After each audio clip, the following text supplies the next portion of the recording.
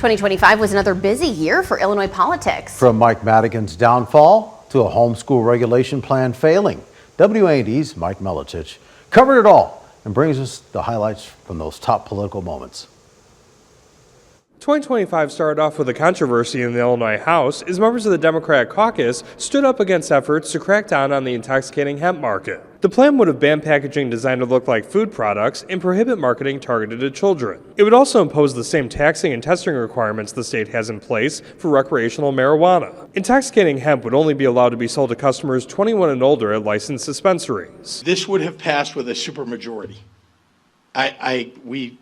We know that the vast majority of Democrats were in favor of it, and the vast majority of Republicans were in favor of it.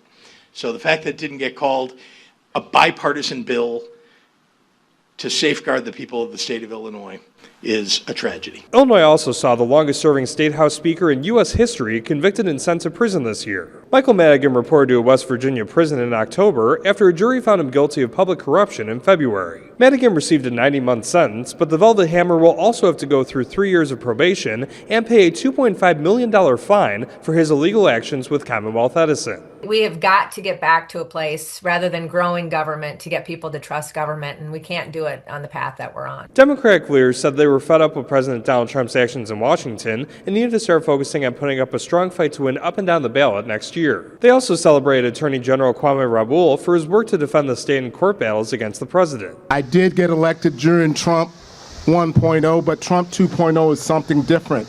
It's an attack on our republic. It's an attack on our Constitution. Trump continued to influence the state's Republican Party as more moderates retired and MAGA Republicans took office. The Illinois GOP tent was full of posters highlighting conservative values and goals at the Illinois State Fair. We believe in lower taxes, free speech. That's why you hear so many diverse opinions in our party, right? And God love it. Because if you want to have the iron fist of governance, go to a Marxist or communist country.